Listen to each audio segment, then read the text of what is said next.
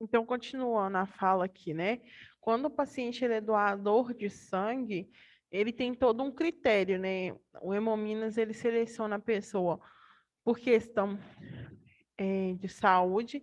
Então, se ela tem algum tipo de problema, tipo cardiopatia, trombofilia, enfim, cirurgia bariátrica, que já fez, né?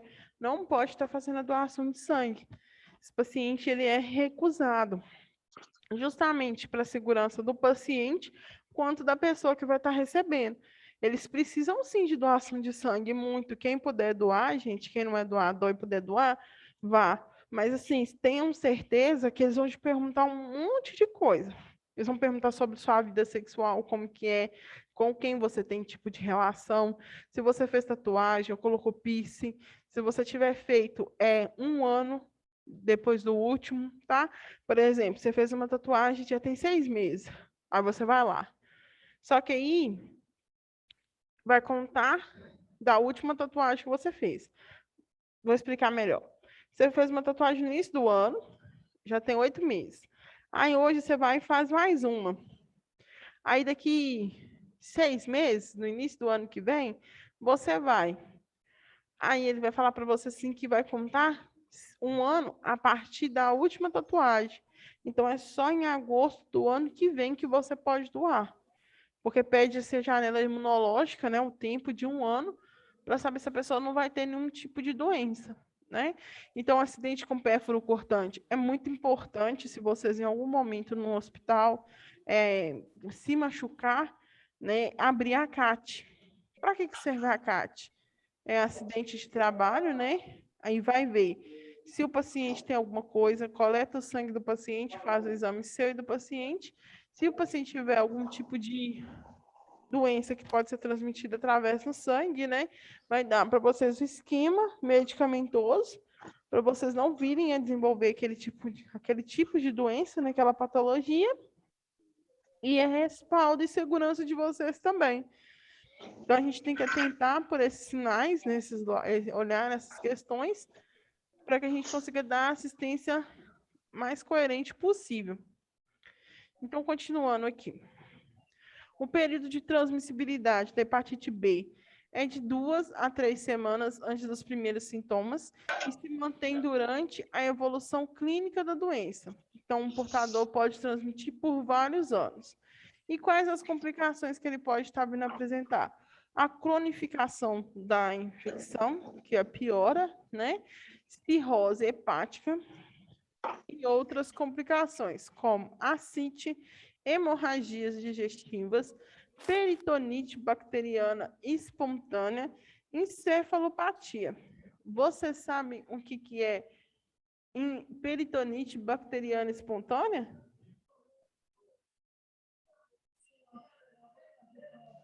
Eu Eu não. não. Peritonite bacteriana espontânea é infecção no peritônio. Aonde a gente tem peritônio?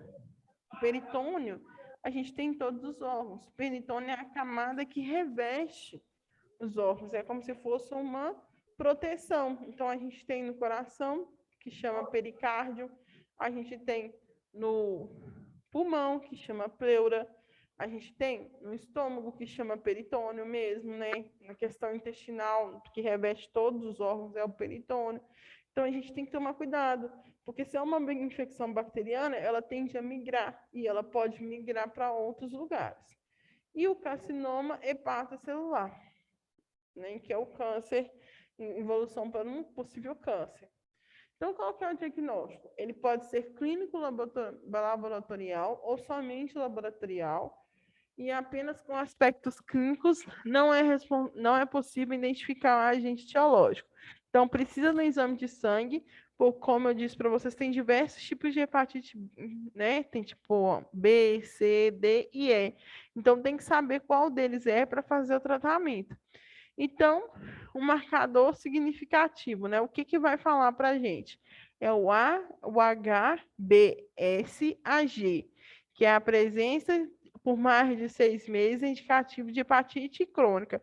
Como que a gente vai identificar esse HBsAg? Através do exame de IgM e IgG. Vocês já ouviram falar desse exame? foi utilizado muito para diagnóstico da COVID. Vocês já ouviram falar?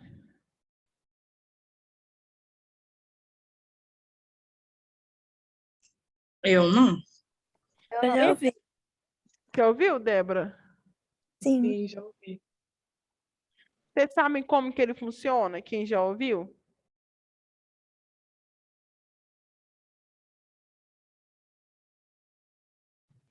Professora, como ele funciona exatamente, não, mas eu já ouvi falar dele. Você já ouviu? Só ouviu falar, né?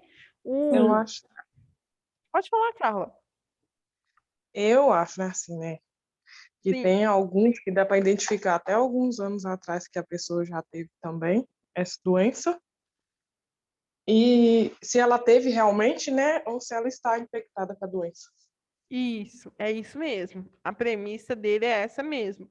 É mostrar se a pessoa já teve contato ou se ela está tendo contato no momento.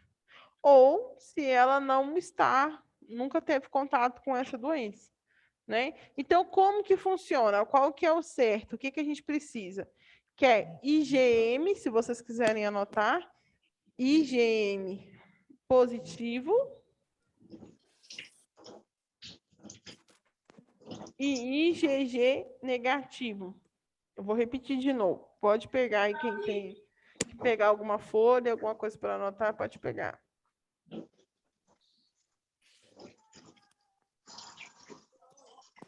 Vou repetir de novo. A gente fala que o IgM é positivo e o IgG negativo.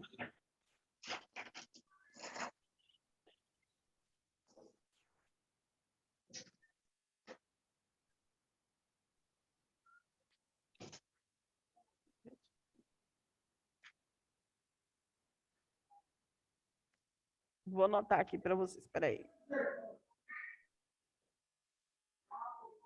Lude, Oi.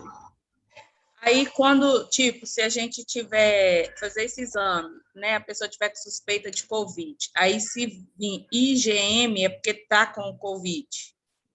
Não. Tem a diferença. Eu vou explicar para vocês aqui, peraí. Eu estou anotando aqui, que aí fica mais fácil para vocês anotarem. Porque eu ia colocar no quadro, mas no quadro vai ficar ruim para vocês verem. Eu sei que vocês não conseguem enxergar no quadro direito, né? Aham.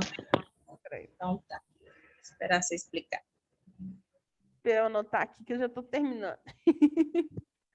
É porque são vários aspectos. Aí os outros vocês vão entender aqui, que eu vou pôr aqui. Aqui.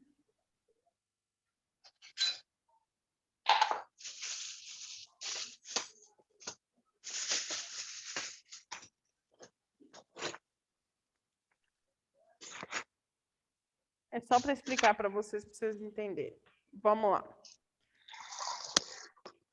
Então, quando a gente encontrar um paciente que tem um IgG negativo e o IgM negativo, positivo, quer dizer que ele já teve contato com a doença, porém, no momento, ela não está ativa. Ô, Michael, eu vou fechar seu áudio aqui rapidinho, tá? Quando a gente acha IgG negativo e IgM positivo, quer dizer que o paciente já teve contato com aquele vírus ou com a doença e no momento ele não está ativo, com IgG negativo. Quando a gente acha IgG negativo e IgM negativo, quer dizer que o paciente nunca teve contato com a doença e nem está ativo no momento.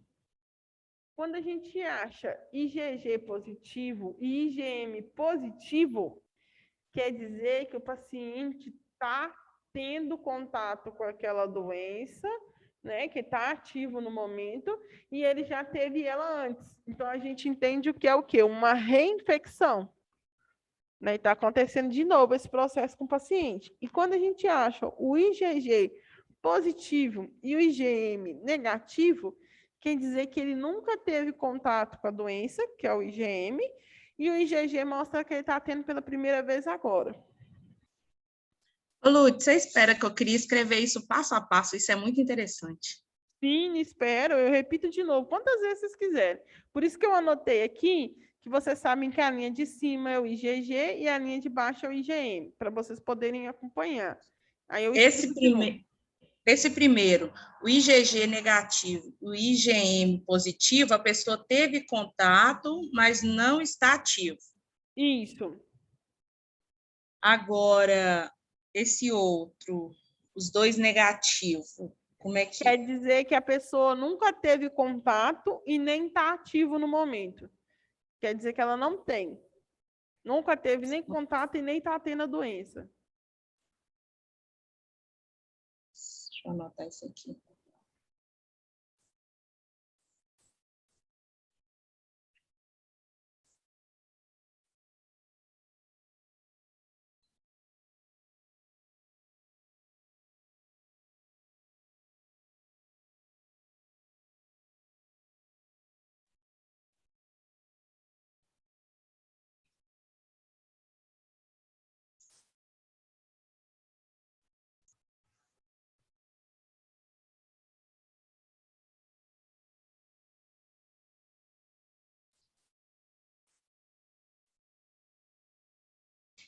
E esses dois positivos é o que mesmo?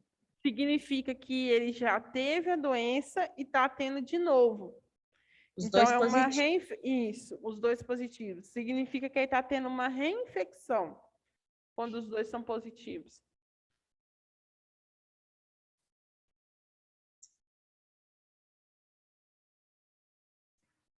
E o outro, positivo e negativo? Quer dizer que ele nunca teve contato com a doença e está tendo pela primeira vez. Ele está infectado, mas nunca teve a doença antes.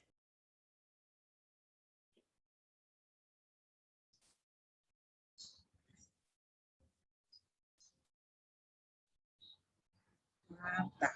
Só para mim poder registrar, que eu achei isso muito bacana.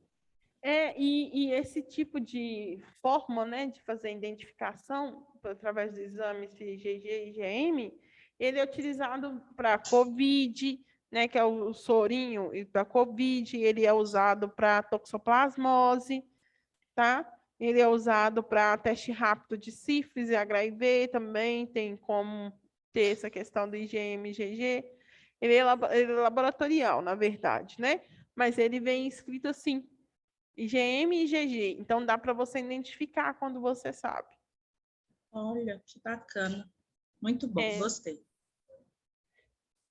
Para dengue também, tem alguns exames de dengue que tem, Carla, mas não é todos, não. Depende muito do laboratório, né?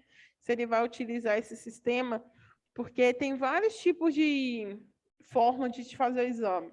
O mais comum é o ELISA. Ele se chama ELISA porque é um processo no qual o sangue é levado, entendeu? Ele coloca o sangue, passa uma lâmina, coloca o corante, aí vai, leva na centrifugadora, volta e vai olhar na lâmina. Aí esse teste foi descoberto pela Elisa, nome da cientista. Então, tem pessoas que... Só um minutinho, deixa eu ler aqui, Carla. Eu fiz desde quando estava com suspeita. Sim, tem dele também para dengue, mas tem gente que não faz, tem gente que espera de sangue, né? E dependendo do laboratório, não faz assim, faz de outra forma. Mas ele é utilizado muito hoje em dia, porque ele é fidedigno, né? Ele consegue rastrear se já teve contato ou se está tendo agora no momento, né? Então é muito interessante mesmo.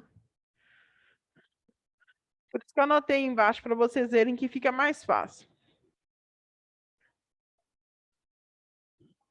Então vamos falar um pouquinho do tratamento para hepatite B.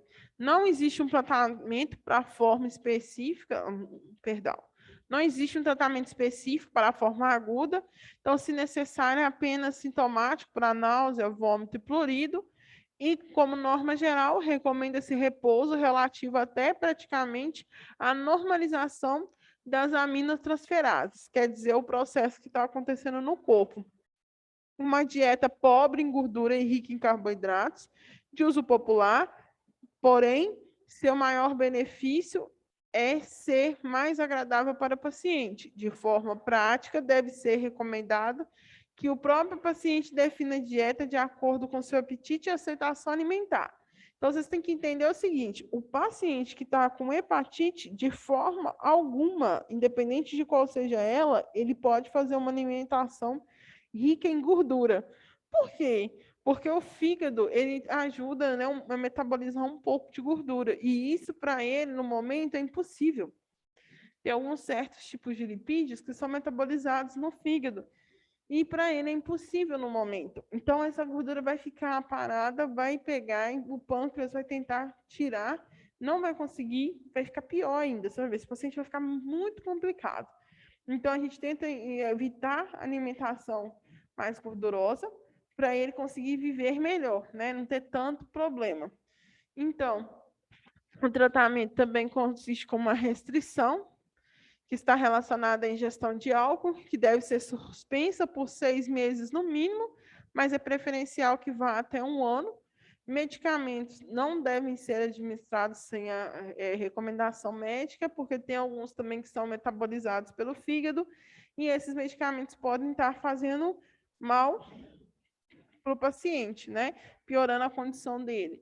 Então, uma porcentagem dos casos crônicos, a indicação do uso do interferon convencional ou lamiduvina. Eu vou ler para vocês aqui, que eu pesquisei sobre esses dois fármacos, e eu vou falar para vocês qual que é a ação deles. O interferon são proteínas formadas pela primeira linha de defesa contra infecções, que classificam-se em alfa, beta e gama. Então, de acordo com a sua sequência de aminoácidos.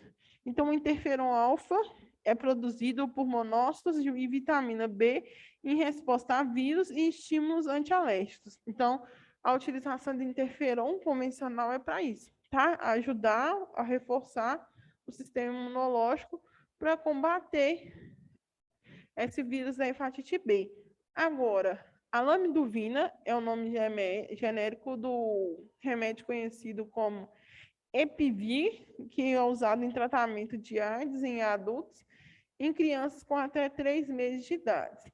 Então, ele ajuda a reduzir a quantidade do vírus no organismo e a progressão da doença.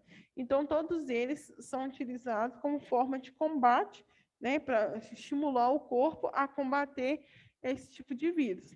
Né? Então, ele ajuda no sistema imunológico. Então, são formas fulminantes que devem ser acompanhadas em serviços especializados. Então, um paciente com hepatite B, ele tem que ir para um centro de referência, né? Ele tem que ficar num local onde vai conseguir fazer o tratamento dele da melhor forma possível. E quais são as medidas de controle? O que a gente pode fazer? As medidas de controle incluem a profilaxia em pré-exposição e pós-exposição, não compartilhamento ou reutilização de seringas, triagem obrigatória dos doadores de sangue, inativação viral de hemoderivados, medidas adequadas de biossegurança nos estabelecimentos de saúde e vacinação é a medida mais segura para a prevenção da hepatite B. Por que está falando assim, triagem obrigatória dos doadores de sangue? Porque antigamente não era assim, de costume de fazer um processo tão rigoroso assim, de questionar o paciente. Estava precisando de sangue, ia lá, transfudia e passava para a pessoa que estava precisando. Então, muitas vezes, bem antigamente, tá, gente? Se olhava o fator sanguíneo, né? Se precisa do tipo B, eu preciso de doador do tipo B. Pegava o doador do tipo B e passava. Só que esse doador do tipo B tinha doenças, né? E acabava passando para o outro. Ou, às vezes, aquela pessoa achava que o tipo dela era B, doava, e quando ia receber o sangue não era B. Então, a pessoa morria na hora. Eu não sei se vocês sabem, se a gente receber uma transfusão de sangue errado, isso lesiona o paciente e causa a morte. Porque é entrar com anticorpos diferentes num corpo que já está fragilizado, e esses anticorpos diferentes vão agredir o corpo até matar a pessoa. Né? Então, não tem como misturar 2 tipos de sangue. Por isso que precisa ser A com A, AB com AB, B e C. Às vezes, B e C. Foi mal, gente. Eu empolguei aqui. B e O. Claro que tem os doadores universais, sim, mas você tem que olhar até o fator. Né? Se o fator desse paciente é RH, negativo ou positivo. Por isso que a doação ela é minuciosa, é um processo que acontece antes se o paciente receba o sangue. Porque se ele receber um sangue com fator diferente do dele, o corpo dele não vai aceitar. É a mesma coisa na gestação.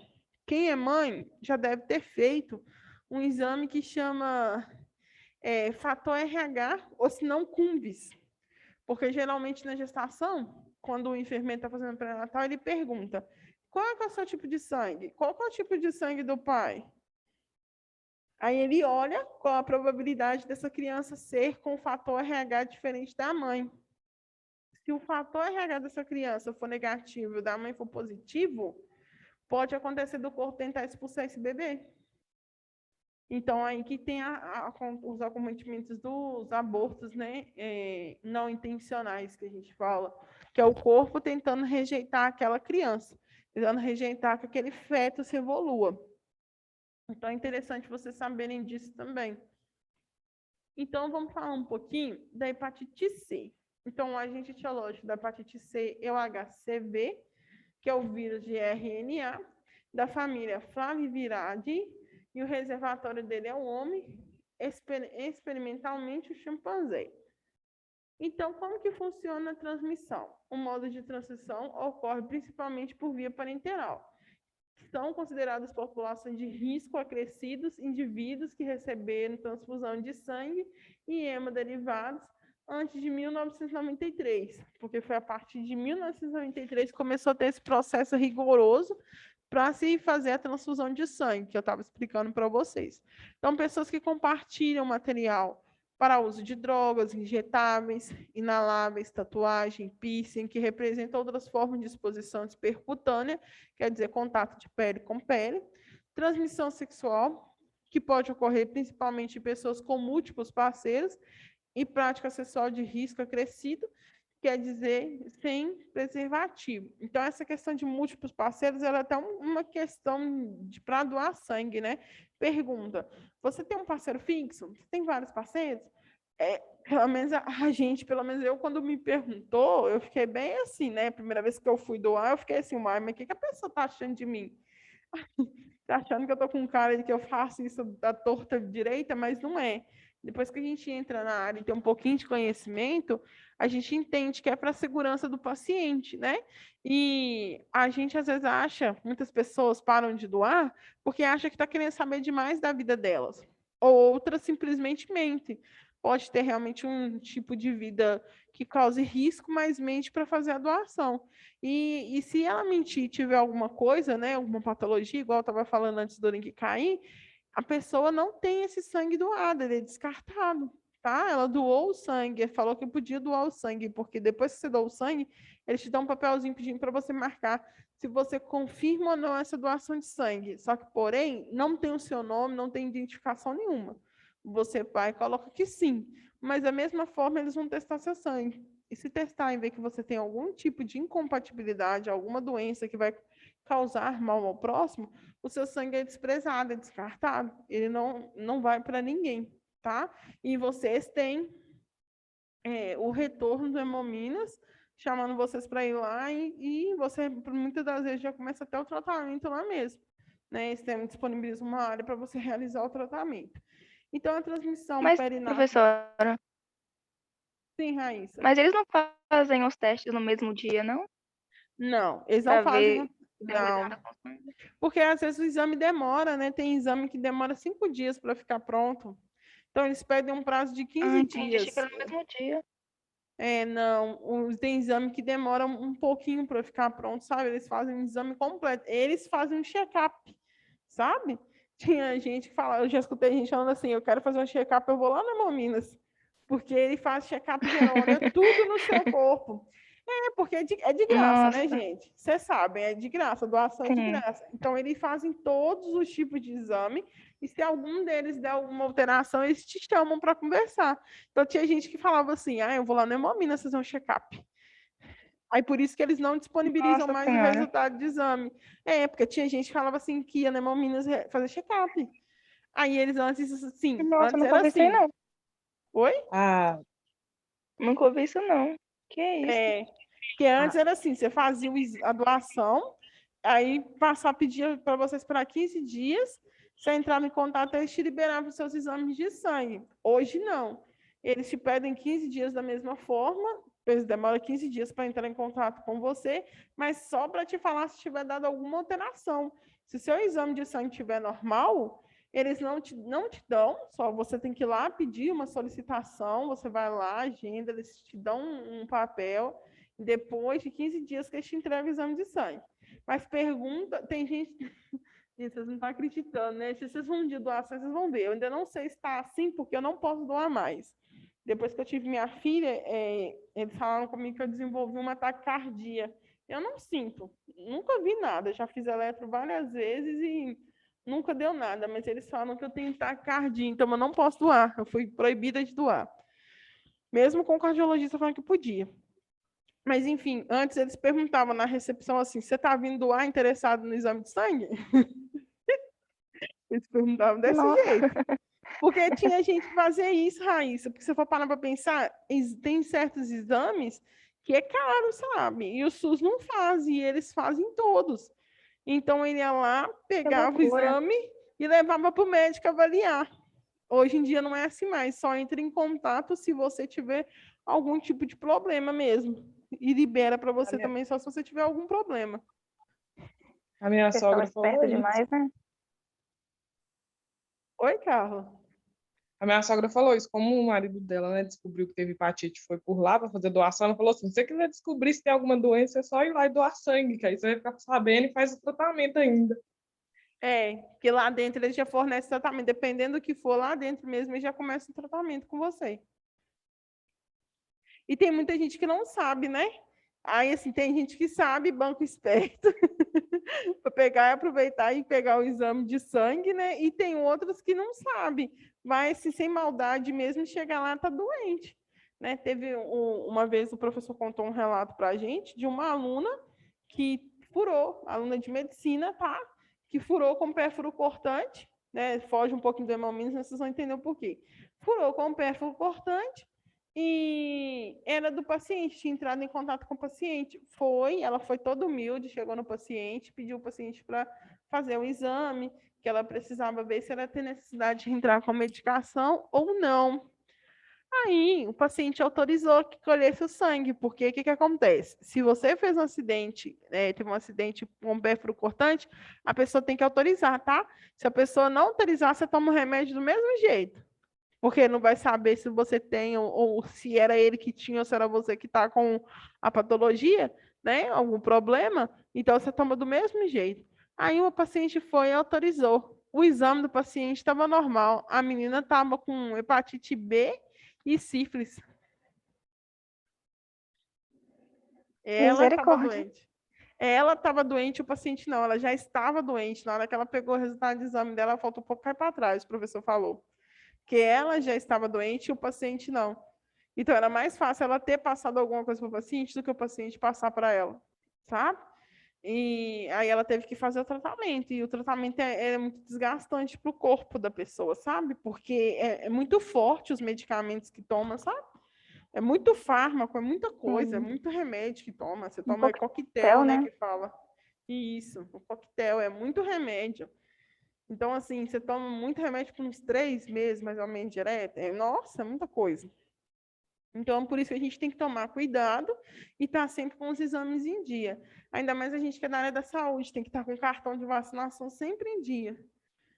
Para evitar mesmo de pegar alguma coisa ou passar alguma coisa para o nosso paciente. Então, continuando aqui, a transmissão ela também pode ser perinatal, né, que é possível que ocorra no momento do parto ou logo depois. A transmissão intrauterina não é comum.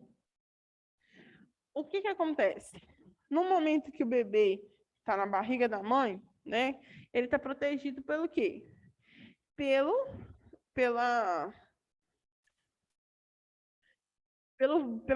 aquele revestimento dele. Ai, gente, esqueci, estava aqui o nome. Ele está dentro da bolsa de líquido amniótico. Placenta? Não, da bolsa de líquido amniótico. Eu lembrei agora. Ele está dentro da bolsa de líquido amniótico. Então, ali ele só tem contato com o líquido amniótico e com a placenta, né, que está nutrindo ele. Então, quando a bolsa rompe e ele passa pelo canal vaginal, se a mãe tiver algo ali no canal vaginal, no momento que ele está passando, passa para ele. Porque entra em contato com mucosa, né? Com o olhinho, com a boca, tudo passa ali, né?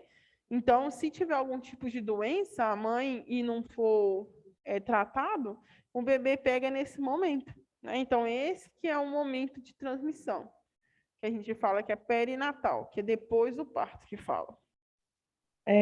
Ô, Ludmila, a candidíase também, quando o neném está nascendo por parto normal, é transmissível?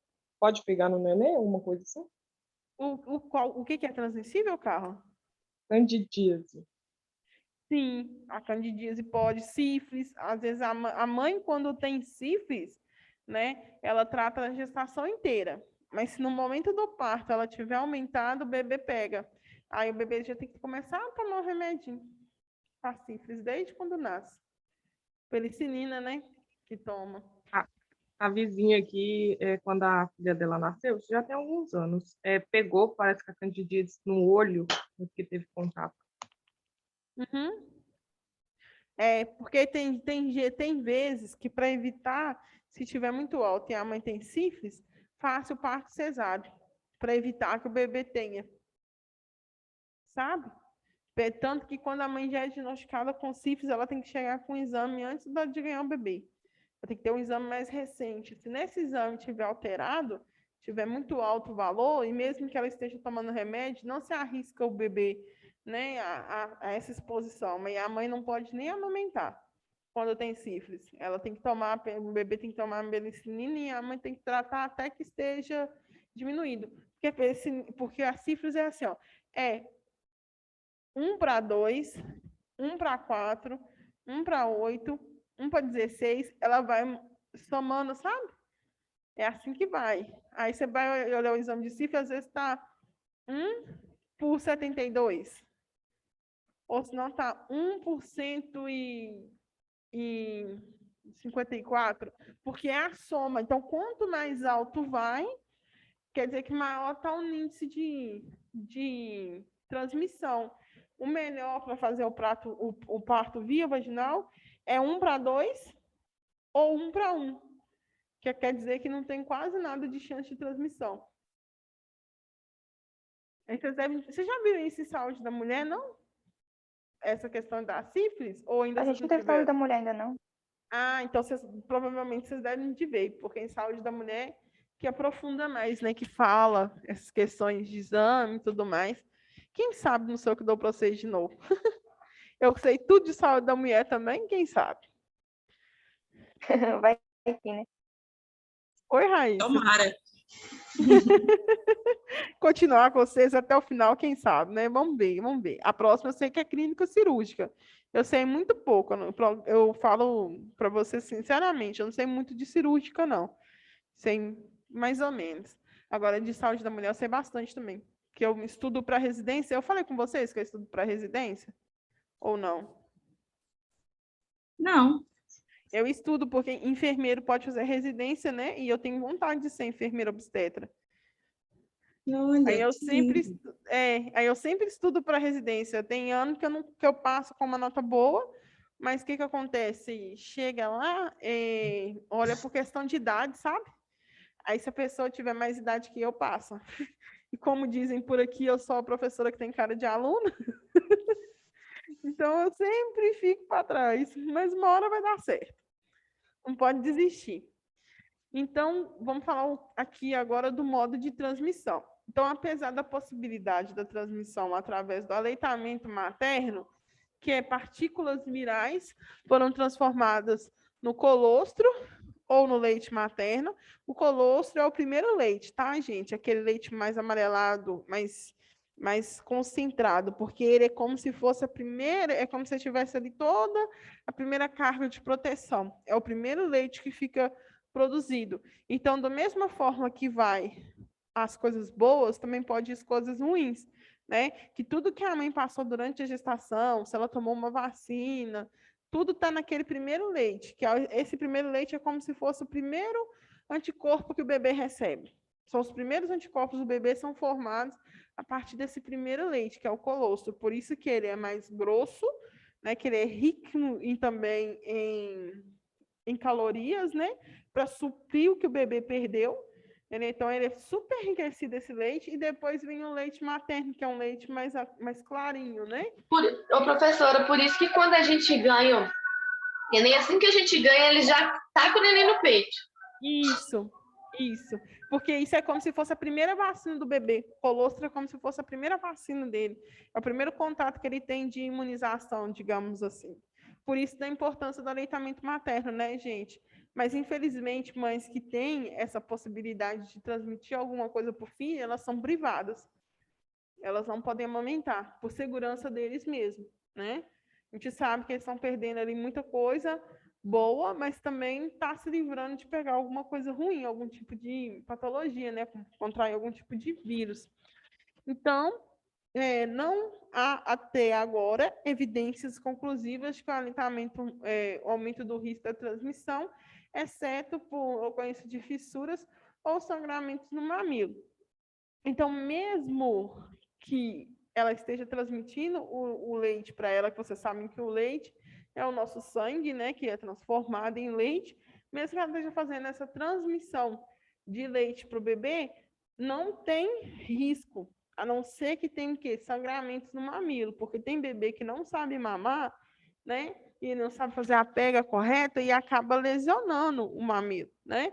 Quando lesiona, às vezes o bebê está mamando de um lado e está escorrendo leite, o sanguinho da boca dele do outro, porque está machucado. Então, se estiver nesse caso e a mãe for hepatite C positivo, ela não pode amamentar mais. Ela tem que esperar cicatrizar, enquanto isso ela vai dar a fórmula para o filho.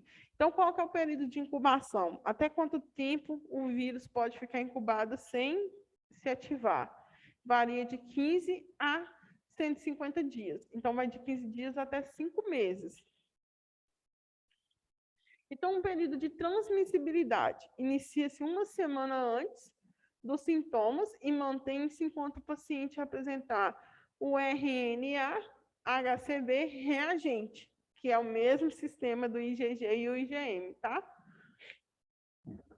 Então, quais que são as complicações? Que é a cronificação da infecção, né, a pior do caso, cirrose hepática, as complicações como ascite, hemorragia digestiva, peritonite bacteriana espontânea, encefalopatia, carcinoma em pato celular. Vocês veem o quê? Que tantas complicações da hepatite B e da hepatite C são parecidas. Então, isso reforça o quê? Que o diagnóstico ele não pode ser só clínico. O médico não pode bater o olho e falar que você está com um tipo de hepatite. Ele precisa de um exame, né, sorológico, para identificar qual que é o agente etiológico, para tratar de acordo com a determinação de cada uma. Então, o tratamento na fase aguda do HCV deverá ser feito com o interferon convencional, porém ainda não há um consenso na literatura acerca da duração da terapia. Então, ainda não se sabe por quanto tempo. Se necessário, apenas sintomáticos para náusea, vômito e prurido. Então, tratamento de norma geral, recomenda-se repouso relativo até praticamente a normação das aminotransferases, uma dieta pobre em gordura e rica em carboidratos, como a gente já tinha dito, porém tem que ser o mais agradável possível para o paciente. De acordo com a prática, deve realizar o próprio paciente a escolha da sua dieta e para aumentar o seu apetite e a aceitação alimentar. A única restrição também é a ingestão de álcool, que deve ser suspeita de 6 meses a 1 ano, mas o preferencial é de 1 ano. Medicamentos não devem ser administrados sem ser prescrito por médico, para não fazer agravo do dano hepático. Qual medicamento, professora, que o paciente que tem hepatite não pode tomar? Paracetamol. O paracetamol, ele já lesiona o fígado. Ele não faz bem para o fígado. Então, se você dá paracetamol para um paciente